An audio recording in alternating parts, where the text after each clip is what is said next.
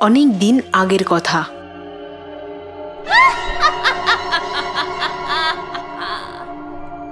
এক গ্রামে সবার বাড়ি থেকে সোনা চুরি হচ্ছিল। এই ভয় সব গ্রামবাসীর মধ্যে ছড়াতে শুরু করলো। কেউই বুঝতে পারছিল না কিভাবে এই ঘটনা ঘটছে।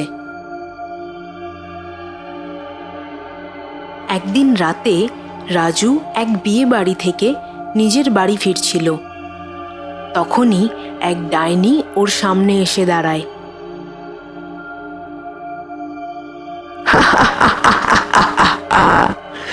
যা যা সোনা গয়না তোর কাছে আছে আমায় দিয়ে দে, তাহলে আমি তোর কোনো ক্ষতি করব না। এই কথা শুনে রাজু খুব ভয় পেয়ে যায়। না না, আমি তোমায় এইসব দামি জিনিস দিতে পারবো না। তুমি তো ডাইনি, তোমার এসব গয়না কি জন্য দরকার? তোর এত সাহস, তুই আমাকে জিজ্ঞেস করছিস? দাঁড়া, এবার দেখ তোর কি অবস্থা করি।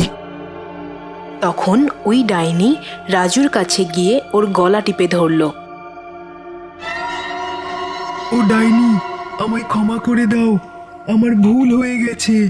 আমি তোমাকে সব গয়না দিয়ে দেব, আমায় ছেড়ে দাও, তোমার পায়ে পড়ি, আমায় ছেড়ে দাও। এবার পথে এসেছিস তো? তারপর রাজু নিজের গলার হার ওই ডাইনিকে দিয়ে দেয়। তুমি যা চেয়েছিলে তা তো তোমায় দিয়ে দিলাম, এবার দয়া করে আমায় ছেড়ে দাও। তুই কি ভেবেছিস তোকে এমনি এমনি ছেড়ে দেব? এখন তো তুই আমার আসল রূপ দেখে ফেলেছিস। এবার তোর এমন অবস্থা করব যে আজ রাতের কোনো কথা তোর আর মনে থাকবে না।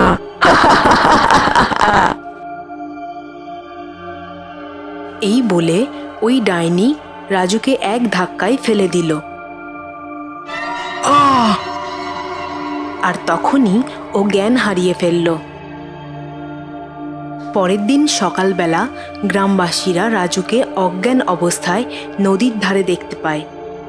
আরে এ কি, রাজু এখানে এই অবস্থায় পড়ে আছে কেন? চল গিয়ে দেখি। যখন রাজুর জ্ঞান ফিরল তখন ওর আর কিছুই মনে ছিল না। আরে রাজু ভাই, তুমি এখানে কি করে এলে? জানি না ভাই, আমি তো কাল রাতে বন্ধুর বিয়ে থেকে বাড়ি ফিরছিলাম, তারপর কিভাবে কখন জ্ঞান হারিয়ে ফেললাম কিছুই মনে নেই। তাও ভালো যে তোমার কোনো ক্ষতি হয়নি। সারা গ্রাম জুড়ে তো সোনা চুরির ভয় ছড়িয়ে পড়েছে। তখনই রাজুর নজর ওর গলার দিকে পড়ল। আরে, আমার সোনার হার কোথায় গেল? মনে হয় কোনো চোর বা ডাকাত তোমার গলার হার নিয়ে তোমাকে অজ্ঞান করে দিয়েছিল।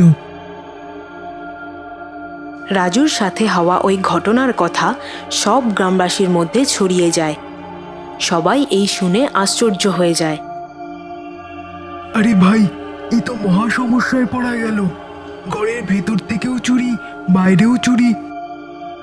মনে হচ্ছে আমাদের গ্রামের ওপর কোনো অশুভ শক্তির ছায়া পড়েছে। আরে না না ভাই, এসব কোনো চোরের কাজ। ও আমাদের ঘরের ভিতর চুপি চুপি ঢুকে সোনা দানা চুরি করছে। একবার যদি এই চোরকে ধরতে পারি, বেটাকে এমন জব্দ করব সারা জীবন মনে রাখবে। তখনই রাজু ওই পথ দিয়ে যাচ্ছিল। আরে রাজু ভাই, তুমি ঠিক আছো তো?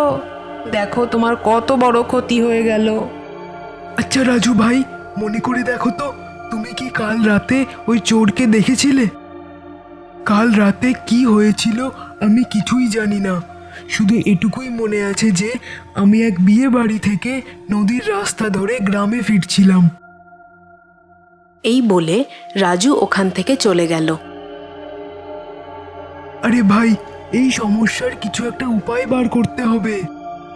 হ্যাঁ, আজ রাতেই ওই চোরকে ধরলে কেমন হয়? ঠিক বলেছ ভাই, আজ রাত থেকেই আমরা দুজন করে গ্রামে পাহারা দেব। আর ওই চোরকে হাতে নাতে ধরবো।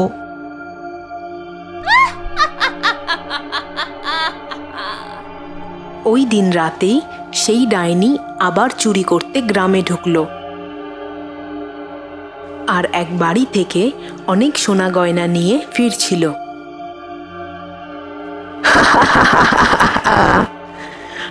আজ তো আমি অনেক সোনা গয়না পেয়েছি। আরো কিছু জোগাড় করে নিলেই আমি সব থেকে সুন্দর আর শক্তিশালী হয়ে যাব। আর তখন গ্রামের সব মহিলাদেরকে আমার দাসী বানিয়ে রাখবো।